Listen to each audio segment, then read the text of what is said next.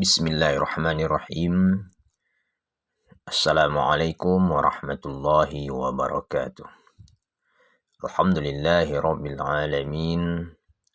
Wassalatu wassalamu ala asyrafil anbiya'i wal mursalin wa ala alihi wa ashabihi ajma'in. Qala Allah Ta'ala fil Qur'anil Karim. A'udzu billahi minasy syaithanir rajim. Bismillahirrahmanirrahim. Ya ayyuhalladzina amanu la ta'kulu amwalakum bainakum bil batil illa an takuna tijaratan an taradim minkum wa la taqtulu anfusakum innallaha kana bikum rahima. Sadaqallahul azim. Pada kesempatan kali ini kita akan membahas tentang pencurian, korupsi, dan riswah, di mana ketiga hal tersebut tidak asing lagi dalam kehidupan kita. Sering kita mendengar baik melalui media televisi, media koran, dan media-media yang lainnya terkait dengan kasus pencurian, kasus korupsi, dan sogok-menyogok atau riswah. Di dalam Al-Quran, dengan jelas Allah mengatakan, Ya ayyuhalladzina amanu, hai orang-orang yang beriman, la ta'kulu amwalakum bainakum bil batil. Janganlah kamu saling memakan harta sesamamu dengan jalan yang batil. Dalam ayat ini Allah menegaskan kepada siapapun yang merasa dia beriman, betul-betul beriman kepada Allah, la ta'kulu amwalakum bainakum bil batil. Dilarang kita untuk saling memakan harta, ya, atau mengambil, memanfaatkan harta sesama kita dengan cara-cara yang batil. Apa itu dengan cara yang batil? Ya, bisa dilakukan dengan cara mencuri, merampas hak orang lain, ya, korupsi, atau melakukan sogok-menyogok dengan harapan yang kita inginkan itu bisa tercapai. Ini betul-betul dilarang di dalam Islam. Di dalam Al-Quran, ya, surat Al-Ma'idah ayat 38, di dalam ayat tersebut diberikan sanksi oleh Allah bagi para pelaku pencuri, ya, korupsi. Itu jelas-jelas dikatakan oleh Allah, wasariqu wasariqatu faqta'u aydiyahuma. Laki-laki yang mencuri, ya, atau pencuri laki-laki dan pencuri perempuan, faqta'u aydiyahuma, potonglah tangan keduanya. Jaza'an bima kasaba nakalam minallah wallahu azizun hakim. Sebagai pembalasan terhadap apa yang mereka kerjakan dan sebagai siksaan dari Allah Subhanahu wa taala, wallahu azizun hakim. Allah Maha Perkasa lagi Maha Bijaksana. Di dalam Al-Quran sudah diatur bagi siapa saja yang melakukan perbuatan yang akan merugikan orang lain, mencuri atau korupsi, maka di dalam Al-Quran itu para pelaku pencuri atau korupsi itu adalah potong tangannya. Ya. Tujuannya apa? Tujuannya adalah untuk menjaga dan melindungi hak milik orang lain. Dan juga untuk memberikan efek jera kepada si pelaku pencuri atau korupsi. Nah, kalau di negara kita, di Indonesia ini, itu Aceh sudah menerapkan hukum Islam. Bagi pencuri, itu potong tangannya. Pezina, itu dirajam atau dicambuk. Ya, tapi negara-negara Islam yang lainnya, itu mereka menerapkan hukum Islam. Ya. Kemudian, unsur-unsur pencurian. Apa saja itu unsur pencurian? Yang pertama itu adalah pengambilan harta itu dilakukan secara diam-diam atau sembunyi-sembunyi. Ya. Makna dari sariq itu adalah sembunyi-sembunyi. Orang kalau mencuri pasti tidak mau terang-terangan, ya. Tapi dia bersembunyi dia.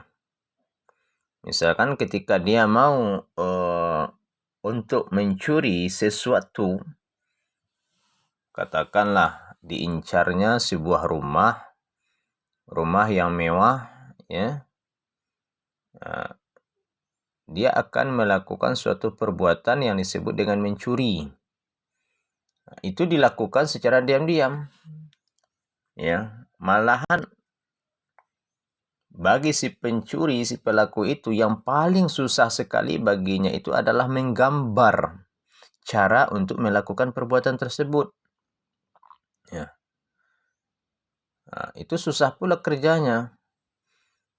Ya, dipantau dari jauh, ya, dilihat kiri kanan. Tidak ada orang yang melihat atau tidak ada yang mengawasi. Kemudian ketika si pemilik lengah, maka di saat itulah dia beraksi. Dia dilakukan secara sembunyi-sembunyi. Kadang ketika si pemilik harta tidak berada di rumah, atau ketika dia sedang lengah, ketika tengah malam, itu dilakukan secara sembunyi-sembunyi. Kemudian unsur yang kedua itu, yang dicuri itu adalah bernilai. Ya, harta yang dicuri itu bernilai. Ya, dia harta yang bergerak. Ya, misalkan motor, emas, ya, HP. Artinya yang bergerak emas itu bisa dibawa. Ya, kalau dia mencuri ruko misalkannya, itu tidak mungkin, ya. Atau dicurinya sebuah gedung. Nah, ada itu. Dia yang dicuri itu hartanya bergerak. Ya, harta yang dicuri itu dia bernilai atau bermanfaat menurut syarak. Ya. Apakah itu berupa ternak, ya, berupa emas, berupa uang, dan lain-lain. Kemudian harta itu terpelihara di tempat yang aman. Biasanya orang, ya, kalau menaruh harta, ya, katakanlah itu uang, pasti dicarinya tempat yang lebih aman. Nah, ketika dia menganggap tempat itu aman, ya, dan itu pun diketahui oleh si pelaku pencurian, ya, di saat itu dia akan mengambil ketika si pemiliknya tidak ada. Unsur pencurian berikutnya itu adalah harta yang dicuri itu milik orang lain. Ya, kalau misalkan kita menabung, ya, lalu tabungan kita itu setahun kemudian kita bongkar tanpa sepengetahuan orang lain, itu tidak mencuri namanya. Ya, yang mencuri itu atau mengambil hak orang lain itu, ya, adalah bukan harta yang kita punya, Ya, bukan harta milik kita, tapi milik orang lain. Nah, kemudian pencurian itu dilakukan secara sengaja. Ya, kalau tidak disengaja, itu bukan pencurian namanya. Orang kalau mencuri pasti ada niat, ya, pasti ada unsur kesengajaan. Nah, di dalam Islam, ya, si pencuri itu dikenakan hukuman. Ya, hukuman itu adalah potong tangan. Apabila pencuri melakukan tindakan pencurian baru satu kali, ya, yang dicuri itu adalah harta yang berharga, harta yang bernilai, maka dia dikenakan hukum potong tangan. Pertama itu adalah potong tangan kanan. Jadi hukum potong tangan itu adalah silang, ya. Tidak hanya tangan saja, tapi kalau mencuri itu dilakukan secara berurutan, ya terus menerus, setelah dipotong tangannya, lalu mencuri lagi dia, tidak jera-jeranya. Itu dilakukan hukum potong tangannya itu secara silang. Ya. Pertama, kalau dia mencuri, potong tangan kanannya. Nah, mencuri lagi dia, potong kaki kirinya. Gitu ya. Udah dipotong tangan kanan, dari potong tangan kiri, masih juga dia mencuri, potong lagi tangan kirinya. Nah, masih juga dia mencuri, potong kaki kanannya. Nah, kenapa kaki dan tangan yang dipotong? Ya, karena pada dasarnya, kalau nggak ada kaki, orang nggak bisa berjalan. Ya kan? Nggak bisa dia melakukan pencurian. Kemana dia mau mencuri ketika kakinya nggak ada, kemana mau dia jalan sampai kepada yang akan dia tuju. Tangan juga begitu, kalau nggak ada tangan, pakai apa dia ngambil barang yang akan dicurinya. Nah, maka yang dikenakan hukuman itu adalah potong tangannya, potong kakinya. Ya. Kalau dia melakukan pencurian, tidak pernah jera ketika 1, 2, 3 kali dikasih sanksi. Maka yang keempatnya itu adalah potong kaki kanannya.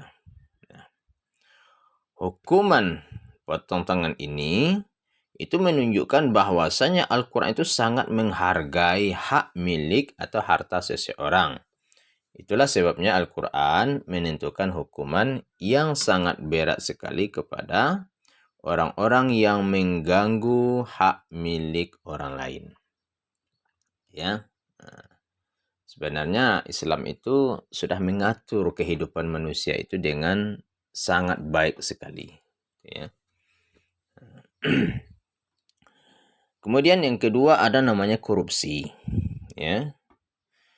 Korupsi itu adalah terjadinya ketika seseorang itu memangku suatu jabatan. Ya.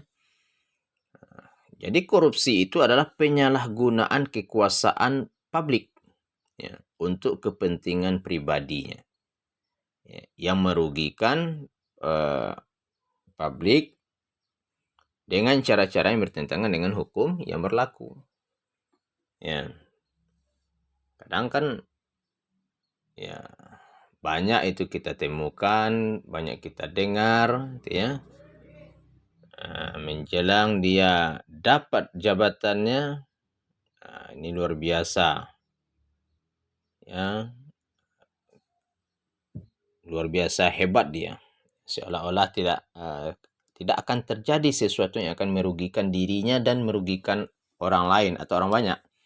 Tapi ketika jabatan itu sudah ada di pundaknya, ya muncullah keinginan-keinginan untuk memperkaya diri, memperkaya keluarga, ya, hidup bermegah-megahan, hidup berpoyah-poyah.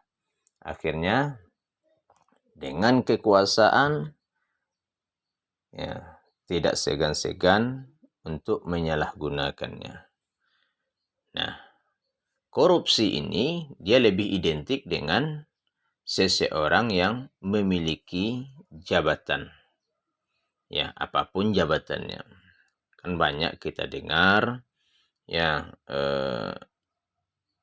bupati terseret kasus korupsi misalnya. Ya. Apalagi menteri terlibat kasus korupsi. Banyak itu ya. Di dalam Al-Quran, surat Ali Imran 161, wa ma kana linabiyyin ayyagulla wa may yaglul ya'ti bima ghalla yaumal qiyamah. Dan tidak mungkin seorang nabi itu berkhianat dalam urusan harta rampasan perang. Ya. Siapa yang berkhianat, niscaya di hari kiamat dia akan datang membawa apa yang dikhianatinya itu. Jadi di dalam ayat ini Rasulullah Shallallahu Alaihi Wasallam, ya beliau sebagai seorang panglima perang. Ya, kalau di masa kita sekarang itu namanya TNI, ya panglimanya. Ya, orang yang memiliki kekuasaan tertinggi, jabatan tertinggi. Jadi Rasulullah, meskipun beliau seorang panglima, ya seorang pemimpin perang, ya ketika para lawan atau musuh itu pada berguguran, ya dan harta perang itu banyak yang diperoleh oleh umat Islam, Rasulullah tidak mau berkhianat, tidak mau memperkaya diri, tidak mau mengambil keuntungan sendiri. Ya, nah, di dalam ayat ini mengajarkan ya kepada siapapun itu, siapapun kita, apapun jabatan kita, apapun kekuasaan kita, apapun profesi kita, maka kita dilarang ya untuk tidak mengkhianati, ya, untuk tidak mengkhianati terhadap profesi atau jabatan yang kita miliki atau amanah yang dititipkan sama kita. Jangan dikhianati. Ya. Karena pada prinsipnya ya, sesuatu yang kita ambil ya dengan cara yang tidak baik, itu keberkahannya itu tidak akan terasa, tidak akan ada nikmatnya. Ya. Kalau nanti ada di antara saudara-saudara diberi amanah, apakah itu sebagai wali jorong, wali nagari, gitu ya, atau apapunlah namanya, jangan lakukan perbuatan yang disebut dengan korupsi. Ya. Ada misalkannya BLT, ya bantuan langsung tunai, yaitu sekarang namanya ya. Kadang-kadang ada yang nggak sampai, atau ada yang salah di dalam menyalurkan, yang nak pantas dikasih, ya. Atau ada orang yang dia berhak menerima, tapi karena satu saja syarat yang dia tidak punya, bukannya diberikan bantuan, bukannya ditunjukkan, bukannya dibimbing, tapi malahan tidak dikasih. Ya, kadang-kadang yang haknya itu hilang begitu saja, tidak tahu kemana perginya. Itu ya. Jadi jangan dilakukan itu. Nah, mantan wakil presiden ya Bapak Yusuf Kala, kata beliau, faktor yang menyebabkan terjadinya korupsi itu ya pertama, seseorang memiliki kekuasaan untuk menentukan kebijakan publik, gitu ya.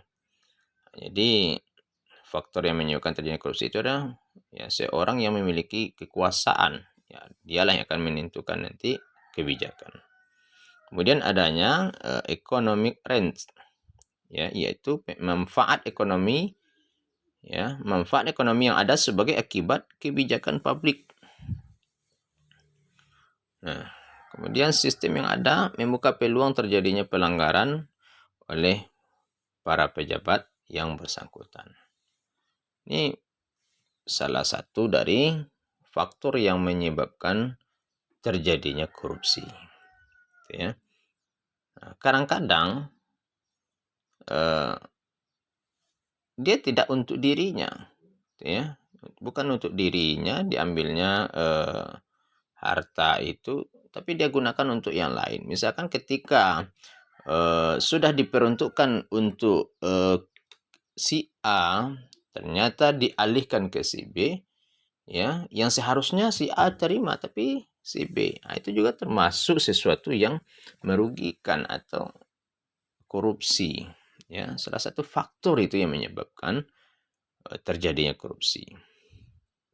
Nah, di korupsi, ya itu perbuatan itu berakibat pada kerugian negara. Jadi yang dirugikan ya akibat daripada korupsi itu adalah negara itu akan rugi. Ya, negara akan bangkrut. Nah, perbuatan yang berakibat pada penyalahgunaan wewenang ya untuk memperoleh keuntungan tertentu. Ya, bisa jadi dengan adanya korupsi itu ya yang akan diuntungkan itu bisa jadi kelompoknya, sukunya, ya, atau partainya misalkannya, ya, atau untuk memperkaya diri. Ya. Jadi korupsi ya dalam konsepsi hukum Islam itu tergolong pada kriminal. Ya, ada suap, pencuri, penipuan dan pengkhianatan. Kemudian kita juga mengenal ada namanya riswah atau sogok, ya. Riswah berasal dari kata rasya, artinya itu menyuap, ya. Sesuatu yang menyampaikan pada keperluan dengan jalan menyogok. Ya. Ar-rashi, ya, orang yang memberikan sogokan, ya, itu disebut dengan ar-rashi. Murtashi itu adalah orang yang menerima sogok atau orang yang mengambil sogok. Ya. Nah, jadi misalkan kita ingin untuk masuk kepada suatu instansi atau suatu pekerjaan, ya, kita sama-sama tes, ya. Nah, lalu kawan ini nilainya bagus, nilainya tinggi, sementara yang satu lagi nilainya tidak mencapai target, gitu ya. Nah, tapi karena dia tidak hanya sekedar tes, ya, tapi dibarengi juga dengan tas. Nah, isi tasnya penuh, ya, banyak. Nah, jadi untuk mempermudah urusan, bisa saja, ya, nah, bisa saja supaya dia lolos. Nah, nih dikasih uang pelicin namanya. Atau contoh sederhana, ketika kita berkendara, ya, bawa kendaraan, tahu-tahu di perjalanan ada razia, ya. Nah, ketika kita diperiksa, rupanya surat-surat tidak lengkap, STNK-nya tidak ada, SIM-nya tidak ada. Nah, lalu bagi si pengendara yang tidak lengkap surat menyuratnya, dia akan dikenakan sanksi, ditilang namanya, ya. Nah, di sana dalam hal itu bisa terjadi yang namanya riswah. Udahlah Pak, kalau bisa kita damai di sini, kita damai saja. Oh, enggak bisa. Nah, lalu diambil, ya, kertas merah-merah. Nah, ini Pak, ada 10 lembar. Nah, kita cukup sampai di sini saja. Nah, yang mengasih 10 lembar, ya, nah, itu namanya ar-rashi. Ya. Ketika yang 10 lembar itu diterima, itulah murtashi. Makanya kata Rasulullah, la'ana Rasulullah sallallahu alaihi wasallam ar-rashi wal murtashi. Rasulullah itu melaknat. Ya, Rasulullah melaknat ya penyogok dan yang menerima sogok. Nah, di dalam Al-Quran surat Al-Baqarah 188 ya, wala ta'kulu amwalakum bainakum bil batil.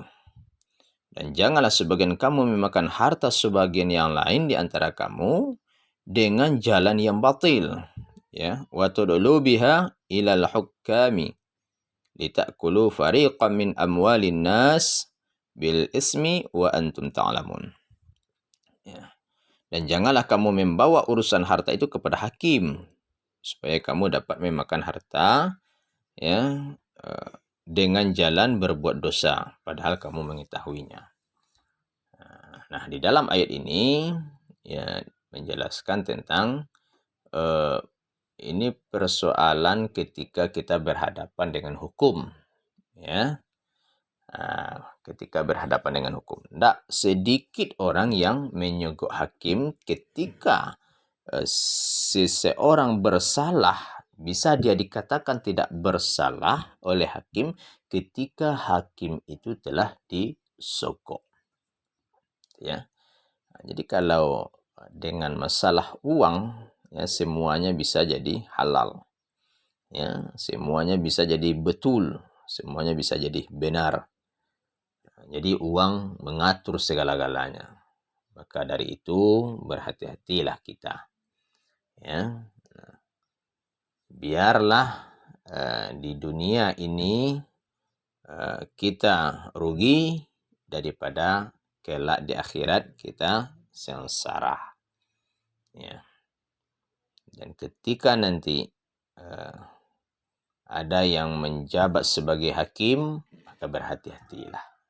Karena hakim itu kalau betul dia dalam menyelesaikan perkara, selamatlah dia. Kalau dia salah di dalam mengambil suatu keputusan, maka dosalah yang diterimanya.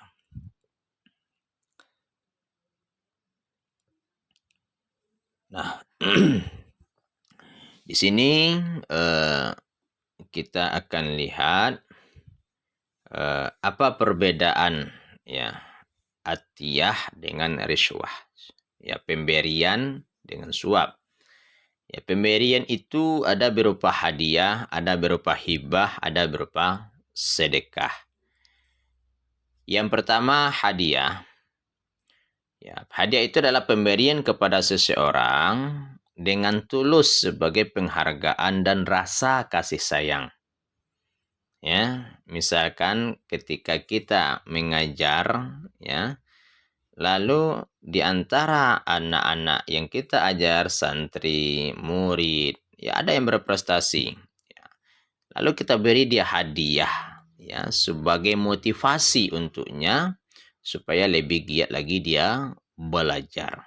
Nah, kita berikan dengan tulus, itu suatu penghargaan dan rasa kasih sayang kita kepadanya. Tapi kalau yang riswah diberikan dengan tujuan untuk mendapatkan apa yang diinginkan, ya. Seperti tadi, ya, supaya kasus misalkan ada dia mencuri. Nah, bagaimana supaya kasus ini ya orang yang mencuri si pelaku ini tidak dihukum? Nah, disogoklah hakim tadi. Nah, itu namanya riswah. Hibah. Ya, hibah itu adalah pemberian kepada seseorang tanpa mengharapkan imbalan. Ya, dihibahkan. Nah, kan ada orang menghibahkan berupa uang, ya, atau berupa harta benda lainnya dihibahkan. Ya, itu diberikan tanpa mengharapkan imbalan. Sedangkan riswah itu memberikan sesuatu karena ada tujuan dan kepentingan tertentu. Terakhir adalah sedekah. Sedekah pemberian kepada seseorang karena mengharap ridha Allah. Tidak ada yang lain lagi. Ya, sedangkan riswah ada unsur kepentingan dan tujuan di balik pemberian tersebut. Ya, Pak, kalau Bapak mau lulus nanti, ya, jadi kepala daerah, Bapak harus bayar sekian. Kalau Bapak sanggup, maka Bapak akan jadi ya, kepala daerah nantinya. Apakah itu jadi RT, jadi RW. Nah, itu namanya riswah karena ada tujuan ya. Ada unsur kepentingan di saat memberikan. Nah, jadi ini 3 hal pembahasan kita kali ini. Ya, semoga sifat-sifat atau perbuatan-perbuatan yang 3 ini, korupsi, pencuri, dan riswah, mudah-mudahan jauhlah hendaknya dalam kehidupan kita sehari-hari. Mudah-mudahan kita terhindar dari perbuatan-perbuatan tersebut. Amin ya Allah ya rabbal alamin. Fa'tabiru ya ulil absar. Assalamualaikum warahmatullahi wabarakatuh.